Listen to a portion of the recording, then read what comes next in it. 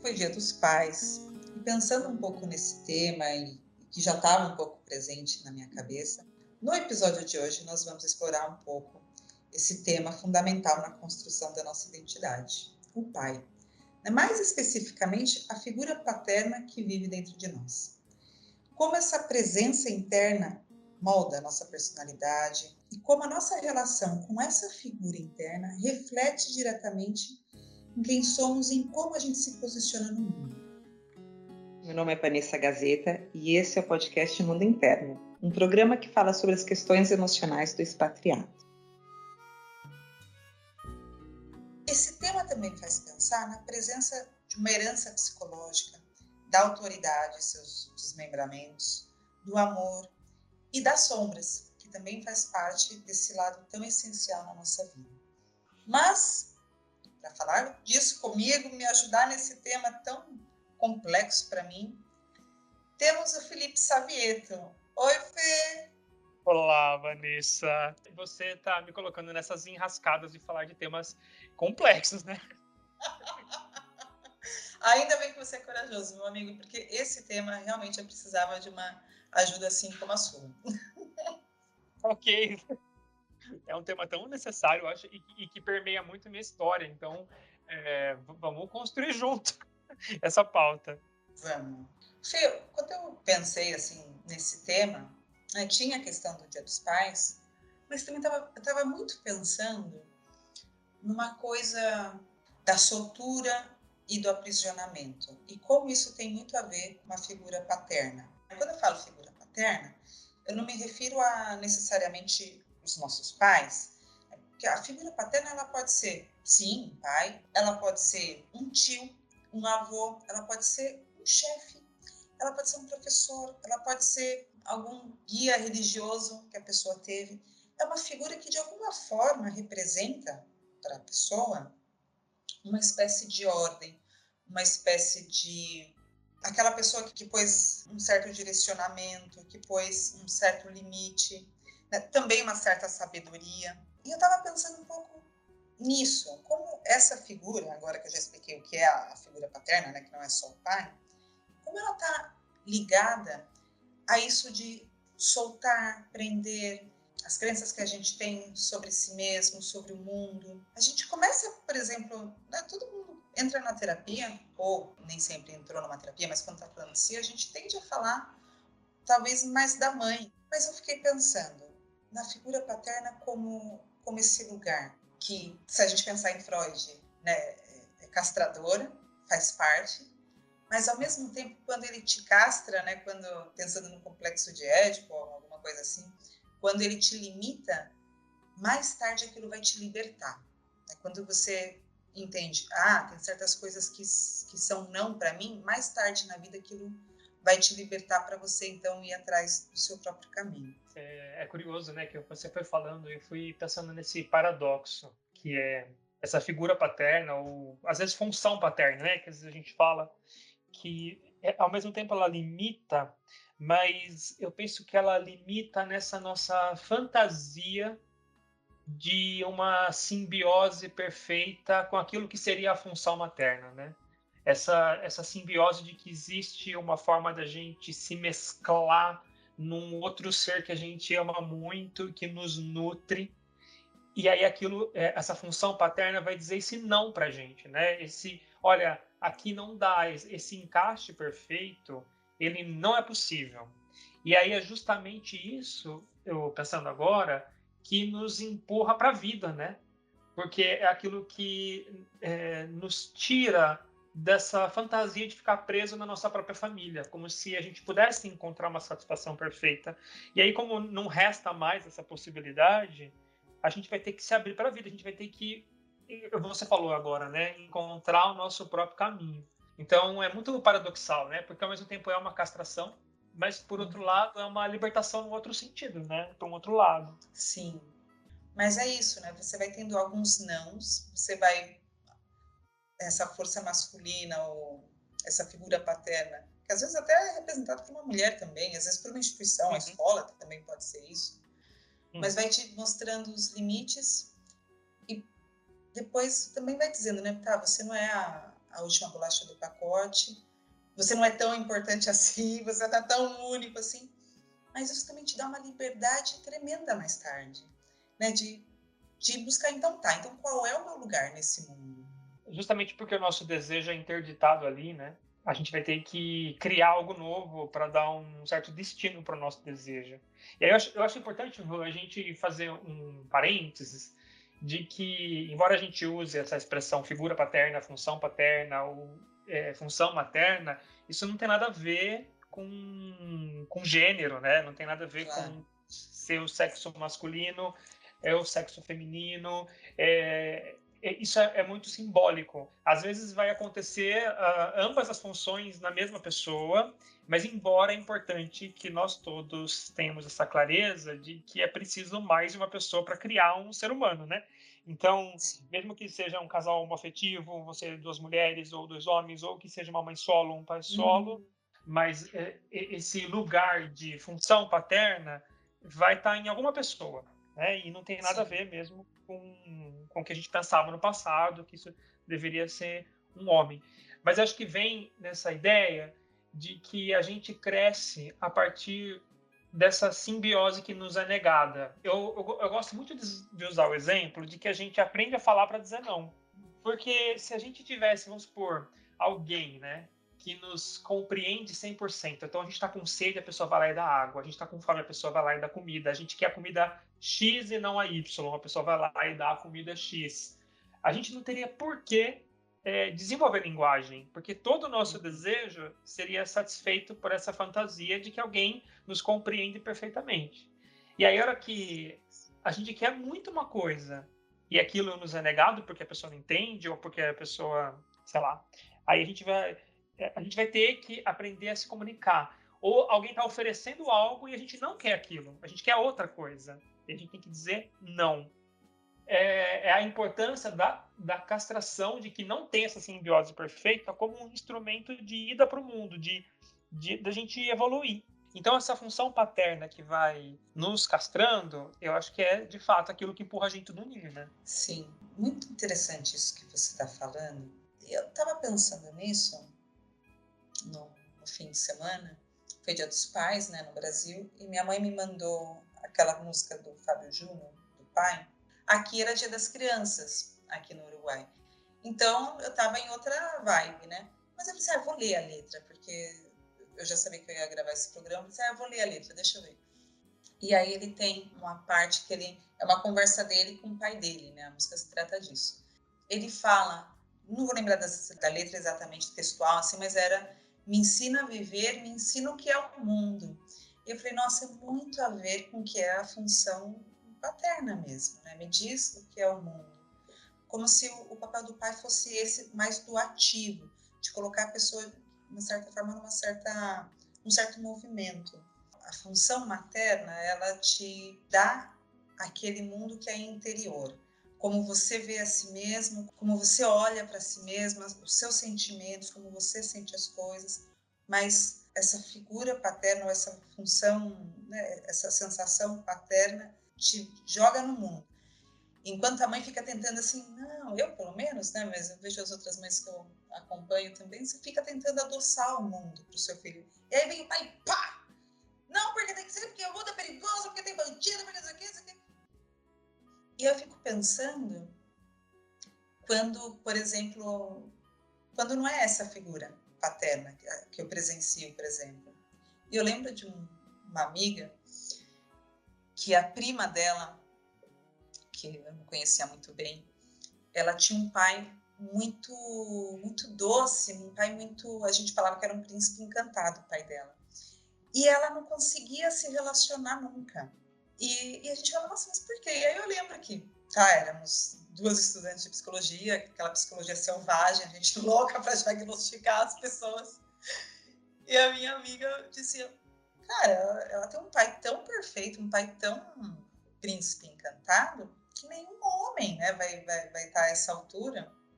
E a gente conversava sobre como esse pai que não faz o corte, sim, parece que vai dizendo, não, é tudo para você realmente, esse mundo é belo, vai ser tudo maravilhoso, e não vai fazendo esses cortes necessários levando você para os movimentos, e não tem os limites, todos os homens eram como se eles fossem aquém do que ela merecia. E aí era uma insatisfação tremenda, porque ela não se conectava com ninguém, porque era como, não, nesse falta tal coisa, e falta, não vai faltar sempre, né? Mas era mais do que essa falta que a gente fala, eles estão muito aquém do meu príncipe. Então a gente via assim como isso era maléfico nesse caso. Tinha um pai que era uma mãe quase, né? Pois é.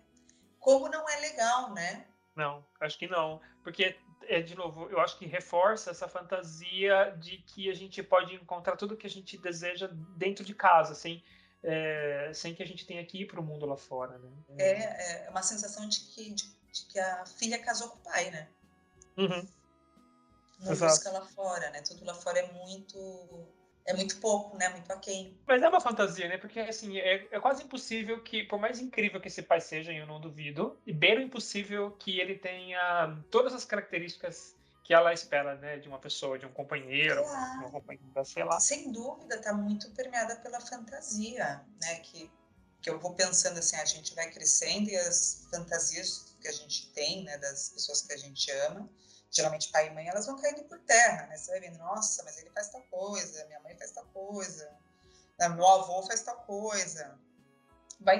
Você vai identificando, né? À medida que você vai se tornando adulto, quão falível é todo mundo. É muito perigoso quando essas máscaras não vão caindo, né? E você fica com essa sensação de que não, lá fora é tudo tão falha, aqui dentro as coisas são tão maravilhosas, porque não pode ser assim, né? E é óbvio que não é. Uhum. Mas, por outro lado, Fê, quando também é exagerado, também não é legal, né? Não é nada raro, né? Histórias de figuras paternas muito duras, excessivamente duras. Esse pai que é muito exigente, né, de quem a criança, adolescente, o jovem adulto, nunca ganha, né, que você está sempre ali tentando superar. Esse é um movimento muito masculino, né, entre um filho e um pai.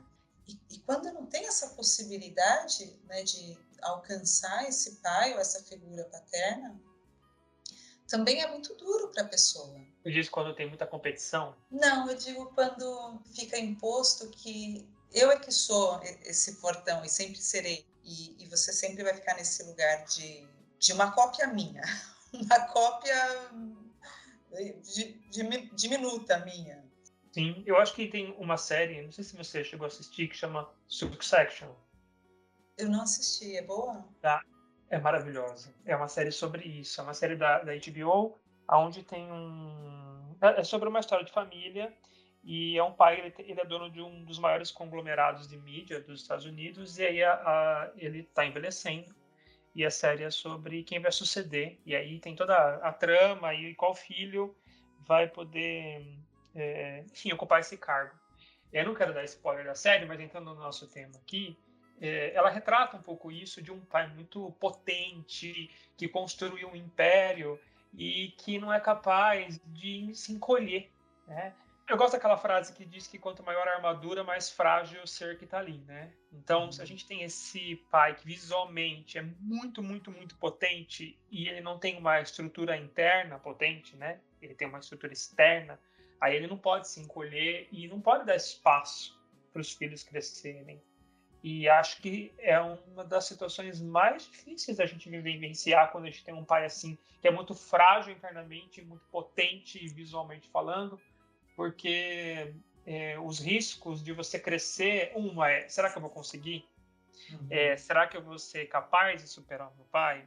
2, quais as consequências disso? Se eu conseguir, se não conseguir. Se eu não conseguir, que fracasso que eu fui, porque eu venho numa vida com privilégios, desse pai potente que me deu as coisas. Eu não construí aquilo, eu ganhei de mão beijada e agora tenho que dar sequência. Mas também é perigoso se eu conseguir. Qualquer coisa que a gente supera em prestígio ou financeiramente, na área que é a área de pedestal, né? Seja financeiramente ou prestígio social, um prestígio cognitivo, também pode ser que a gente corra o risco de perder esse afeto, né? E aí, se a gente perde o afeto desse pai tão poderoso, como que é a nossa existência nesse mundo sem a proteção desse pai tão potente, né?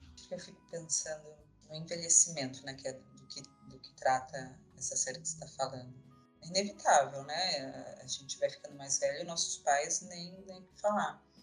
E como é difícil essa passagem, bom, não indo muito longe, pensando no meu pai, um homem muito rígido e sempre muito arrumadinho. Meu pai, ele vai fazer 70 anos, eu nunca vi meu pai de bermuda. Meu pai sempre usou calça comprida e, de alguns tempos para cá, camisa social de manga curta, é o máximo que ele flexibiliza. Bermuda, tênis, nunca teve um tênis na vida. E acometido por diabetes e etc. E ele teve uns picos de diabetes, então teve uma época que ele estava assim, um pouco desorientado, um pouco para baixo, e ficou meio desorientado. E eu estava ajudando ele com esses temas. Ele fez alguns pedidos muito assustadores, assim. Ele pediu um tênis e um conjunto de moletom. E foi muito estranho. Tudo isso foi à distância. Então eu ainda não vi essa cena. Eu sei que essa desorganização do meu pai, por ele estar desorientado com a diabetes, não sei o quê, e a idade, deixou a gente desorientado. Essa estrutura tão fixa, tão ordenada do meu pai, e pensando o que isso também dizia sobre a gente, né? Vamos a gente também desengessar, né? O que a gente faz por conta das exigências do nosso pai, né? Vamos libertar. Mas eu já vinha muito nesse sentido de, nossa, quanta coisa eu faço, nem sei por que eu faço, mas sempre foi assim. E eu acho que o meu pai é assim, né? Quanta coisa ele só se vestia assim, ele não trabalhava num lugar que precisava se vestir assim. Enfim, ele está aposentado há muito tempo, ele poderia não se vestir assim, e só agora que ele se deu conta, deixa eu pôr um moletom e um tênis, né? Deixa eu ver como que é isso. Precisou acontecer coisas muito estranhas com ele para ele flexibilizar. E aí a gente estava pensando nisso, né? Como essa flexibilidade do meu pai também deu flexibilidade para a gente, de falar sobre outras coisas com ele, de tocar em outros assuntos. Fiquei pensando de novo na música do Fábio Júnior. Na música ele vai e fala para o pai dele outras coisas. Pai, vamos falar de amor. Não quero falar sobre... Senta aqui, você está tão calado, vamos falar de amor. E eu fiquei pensando, é isso, né? Quando a gente é adulto, talvez o pai também possa sair desse lugar tão rígido que ele se põe, mas que também a gente o mantém, de alguém que tem que saber, que tem que cuidar, que tem que nos orientar. E pegando isso para si mesmo, e também de repente, bom, talvez eu possa me desorientar, talvez eu possa me desestruturar, talvez eu possa mudar as coisas como as enxerguei até hoje. Tem um filme lindo que chama Interestelar, e eu tô viciada num podcast que chama Elefantes na Neblina. E tem um episódio lindo deles que eles estão falando desse filme, e vai ser difícil falar isso sem dar spoiler, mas a história é de um homem que tem 2 filhos, ele é viúvo, e ele vai para o espaço, porque se ele não vai ter uma hecatombe, o mundo vai acabar, então ele vai. E aí o tempo no espaço é outro, né, que não é o tempo da Terra. Então ele fica lá, não me lembro quantos minutos, 40 minutos, que na Terra era o equivalente a 20 e tantos anos. E ele deixa uma adolescente, a filha dele. Então, quando, teoricamente, eles fossem se reencontrar, ela já seria uma adulta. E cada vez que ele vai para o espaço, passa muito tempo. E, enfim, ela segue a profissão do pai, ela vai virar científica, etc. Ela faz coisas maravilhosas pela humanidade, mas ela fica fissurada nas mesmas ideias de resolver os mesmos problemas do pai. Ela não sabe se o pai está vivo, se o pai está morto. Tem uma questão da gravidade, enfim, estou contando o filme inteiro. Mas tem uma hora que ele só quer que ela pare de esperar por ele, que ela pare de fazer as coisas por conta dele, que é a hora que ele fala, me solta e vai. Solta qualquer coisa que seja relacionada a mim e vai para onde? Vai para onde você quiser, né? Vai para sua vida, vai para aquilo que você acredita, aquilo que você acredita porque eu contribuí com isso, mas que também tem a ver com você. E tem muito a ver o soltar e a relação com o pai. Eu lembro uma frase linda que meu pai me falou. Ele é português, né? Ele veio de Portugal criança, veio porque teve uma época que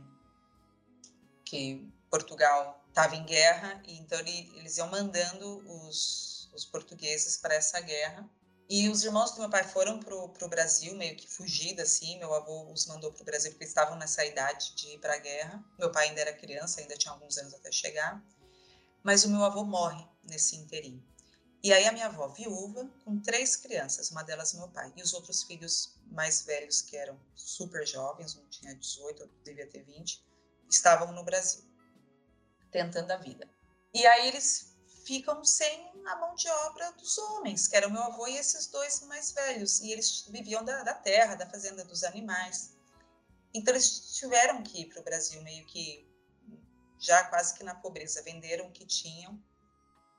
Então meu pai, ele tem essa coisa assim de sair de um lugar e ir para outro, de tudo que se perde quando sai de um lugar e vai para outro. E quando eu decidi vir para o Uruguai, o meu pai, ele ficou assim um pouco atônito, né? Porque para ele sair da terra dele foi, pô, meu pai morreu, eu tô perdendo, né, a casa que meu pai morava tinha sido do bisavô, que foi passando por geração por geração. E aí acho que ele pensou isso, mas ele nunca me falou sobre isso.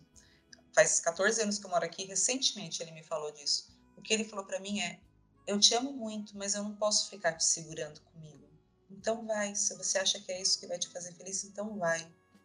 Ele deve ter juntado todas as forças dele para falar aquilo realmente foi importante para mim. Se ele falasse que não, ia ter sido horrível fazer isso contra a vontade dele. E aí eu me lembrei muito disso quando esse personagem do filme fala para a filha: me solta e vai.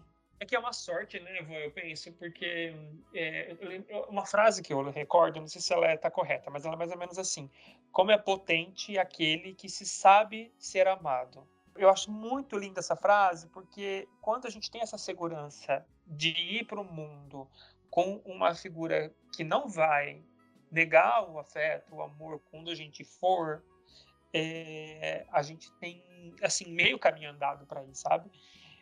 Eu acho que o difícil é quando a gente está diante de uma figura paterna que não faz isso. Que a gente vai ter que encontrar outra forma, né? Em outra, ou ir sem se saber ser amado, ou diversificar a cesta, né? Não apostar nas nossas figuras de criação e encontrar outros modelos de paternidade.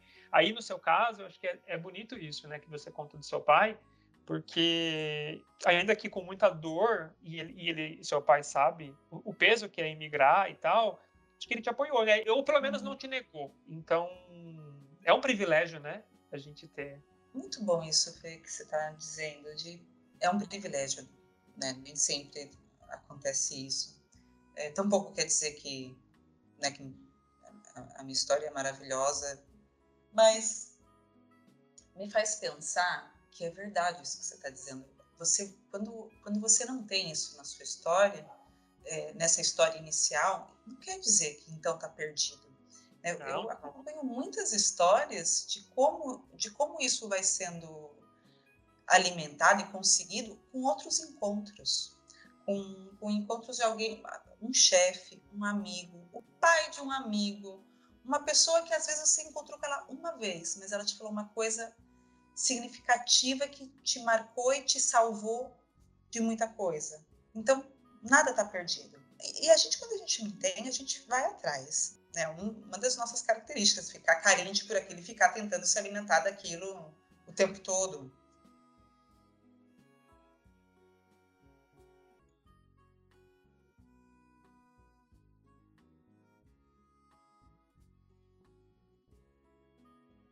Pensando no fechamento para o programa, o que a gente faz com isso, né? Com esses lados todos, né? O pai significa tudo isso que a gente está falando, né? É uma espécie de mentor, é uma espécie de motor, mas também muitas vezes é o carrasco, mas também muitas vezes é essa pessoa que foi muito dura com você. E como é que você vai fazendo com essas vozes todas dentro de você? Bom, O que você diria? empurra para o mundo, né? Empurra para o mundo de uma forma ou de outra, eu penso, né? Isso que a gente está chamando de figura paterna. Seja por uma via mais amarga, que é um pai que não apoia, que critica, que é carrasco, que é duro. Ele tá, de alguma forma, está dizendo assim: olha, aqui é assim que a banda toca. Se você não gosta, vai escutar outra música em outro lugar. né? Então, essa figura paterna está empurrando para o mundo. Óbvio que nesse formato dá muito mais trabalho, porque aí a pessoa vai ter que encontrar outros modelos de pai, outros modelos de afeto, que é esse afeto que impulsiona, né? Esse afeto que diz, eu acredito em você, que nos ame no sentido de acreditar que a gente dá conta do que a vida pede de nós, dá conta de ir. E esse ir pode ser para outro país, ir para outra profissão, esse ir pode ser assumir a sua própria sexualidade, enfim, aquilo que é o ir, sair de algo que deixa a gente preso. O que eu acho mais importante é a gente não achar que só quem teve privilégio que pode ir. Porque mesmo a falta do privilégio, né, o mais carrasco dos pais, ele também está cumprindo essa função, de alguma maneira. Sim. E sem dúvida, né? Se você olha para a sua história, você vai identificar. Mas aquilo lá que eu me esforcei muito ou para mostrar, ou porque eu tinha que fazer, porque não tinha quem me apoiasse. Isso vai ser um capítulo importante da sua história. Exato. E a raiva, né? A raiva. A minha irmã disse, eu com raiva, eu domino o mundo. Exato. É tão potente a raiva, né? A gente tem tanto medo dela, mas sabe essa pessoa que... Quem nunca ouviu isso, né? Não sei, mas eu ouvia, de que você tira a nota 8 e aí vem o pai e fala, mas você não fez mais que a sua obrigação, você não trabalha. Eu ouvia muito isso, eu ficava tão puto, tão puto. Você não ouvia? Não. Acho que eu ficava com raiva de ter essa aprovação, sabe? Mas aí eu perdi muito tempo, acho que tentando ter essa aprovação interna. E aí, quando eu fui encontrando outros modelos de paternidade, essa aprovação veio vindo bem pulverizada, acho que essa é a palavra. Mas foi por causa da raiva, porque no começo eu tentava, assim. E é interessante, né?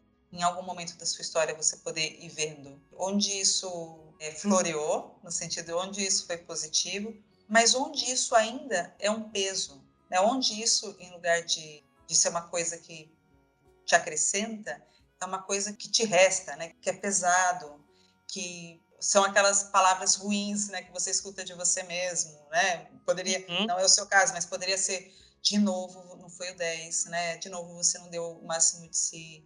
De novo você está aquém do que você deveria estar. Mas não é essa voz que você escuta, né? Mas poderia ter sido. E que bom que não foi. E é interessante poder falar com essas vozes que a gente tem dentro, né? Para ir sintonizando melhor. Mas isso sou eu mesmo que quero para mim, não era o meu pai que quis para ele, depois quis para mim, ou achou que isso era melhor para mim, mas não é o que eu acho que é para mim, sabe? Ou achou que eu era frágil desse jeito, mas eu não sou, porque olha só as coisas pelas quais eu já passei. Ou achou que eu era, sei lá, rude desse jeito, né? Poderia lidar com tal coisa, mas não é esse tipo de coisa que eu quero, com a qual eu quero lidar. É libertador no sentido de a gente romper com as nossas religiões internas, né? Que eu acho que a gente tem muitas religiões É internas. isso. Que, Eu acho que que o vem pai, ele dessa herança tem, paterna. falando um pouco, né, de uma área que não é a minha, que é uma coisa mais junguiana, mas dentre todos os arquétipos assim que significam, assim, muito grossamente falando de arquétipo, é tipo como se fossem imagens, sensações, crenças que a gente tem como um coletivo, como uma coisa meio aí num lugar inconsciente da humanidade. E acho que um dos arquétipos, se não me engano, tem uma coisa meio espiritual, meio isso que você fala mesmo, né? De uma crença que fica ali. Interessante, Fê. Fazendo a gente sofrer, né? E eu acho que essa crença ela vai tendo uma liturgia, essa palavra bem católica, né? De como a gente tem que viver. Então, assim, que talvez seja essa herança paterna, que é, olha, eu tenho que, tudo que a gente sofre por eu tenho que. Então, eu tenho que estar vestido de tal jeito, eu tenho que trabalhar tal hora, eu tenho que, e assim, a gente vai se impondo tantas coisas que talvez não sejam nossas, né? Sejam essa herança religiosa que vem disfarçado de a vida é assim. Mas a vida não é assim, né? A vida é o que a gente quer fazer da vida. Não tem que trabalhar, óbvio que você não é herdeiro, tem consequências, né? Também não é, a vida não é fácil, mas, mas não quer dizer que tem que ser nesse formato, desse jeito, nessa cidade, com esse casamento, enfim, Então, eu acho que essas religiões que a gente vai criando dentro de nós, fazendo a gente sofrer, nessa tentativa de cumprir o dogma, né? Esses dogmas que a gente nem sabe se a gente quer cumprir, de onde veio, por que que veio, e talvez seja uma má resolução dessas heranças paternas. Nossa, com certeza, você me fez pensar em alguns casos assim, que eu conheço, de gente que recebeu isso, né, principalmente da figura masculina, da figura paterna, e que tem uma dificuldade tremenda de viver de um outro jeito, de um jeito talvez mais prazeroso, mais leve, Oral. mais arriscado. Porque tem uma coisa de que se não está o tempo todo pensando nisso ou se preparando para o pior, vai acontecer, vai te pegar de calça curta e aí vai ser uma desgraça. Então, o certo é você estar o tempo todo se preparando para o pior, já sentindo o pior, então já com aquela carranca, mas vivendo desse jeito, de um jeito onde está sempre se preparando para aquilo que não vai ser bom. Como se a gente pudesse, né, estar muito preparado para as coisas, como se as coisas ruins não acontecessem se a gente está pensando nelas e pudesse ver tudo vindo, né, em Uhum, câmera uhum. lenta, que não ajuda em nada, mas é muito difícil mudar isso. Não é nada impossível, mas é muito difícil, né, mudar esse jeito de perceber e soltar uma crença que não é sua. Né? É um jeito que foi ensinado também, provavelmente, para essa pessoa. Foi a realidade, provavelmente. Né? Imagina o meu pai, que passou por tantas reviravoltas já tão pequeno. Eu conheço muitos casos de gente assim, e que a pessoa leva tempo para, quando consegue se soltar, de que ela pode viver de um outro jeito, de que se as coisas se descarrilharem, ela vai encontrar ou pode encontrar outra maneira de viver, de resolver os problemas.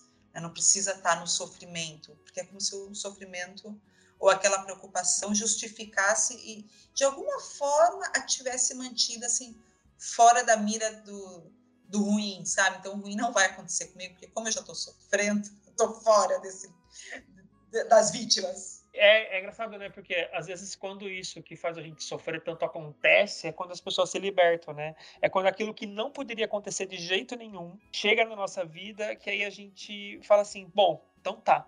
Então o pior que eu mais tinha medo na minha vida chegou, agora eu sou livre, né?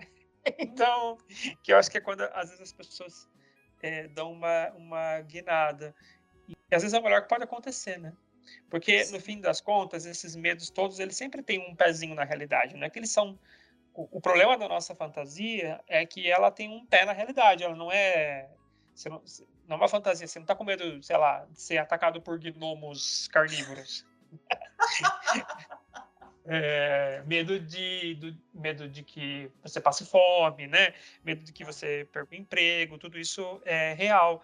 Mas ele não tem a dimensão que a gente coloca, ele tem uma outra dimensão. E alguns medos, tirando esses extremos, como passar fome, né? Alguns medos a gente banca que eles aconteçam. Né?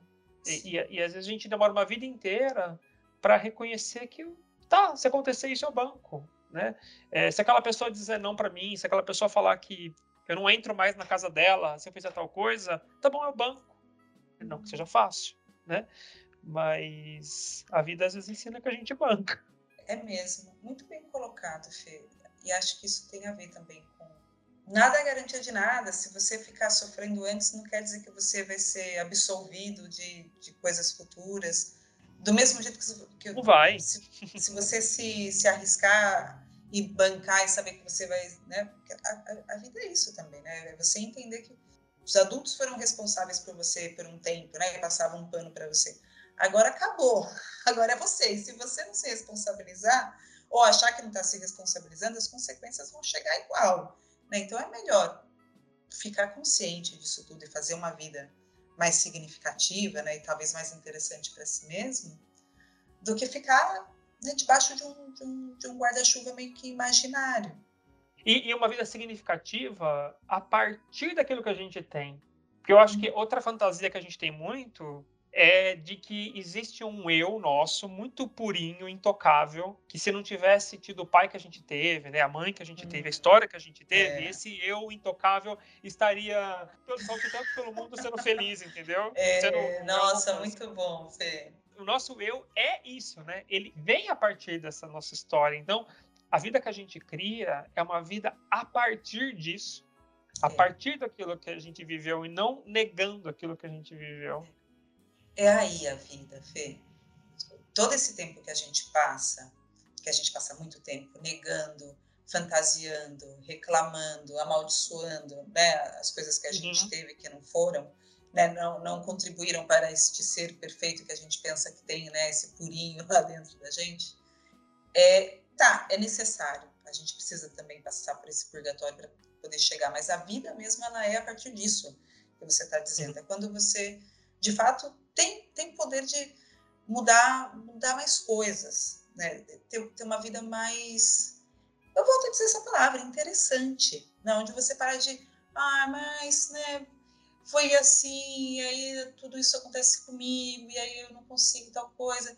E, e a dor é real, porque não é imaginada, ninguém quer ficar nesse papel, mas a gente fica.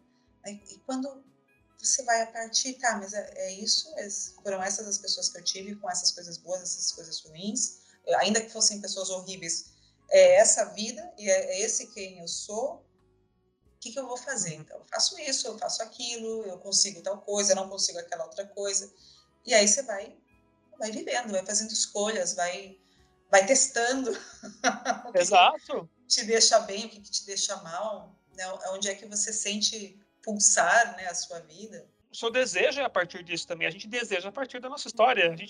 Se a gente tivesse tido outra história, a gente desejaria outras coisas, né? Então, Sim. de fato, é a partir disso.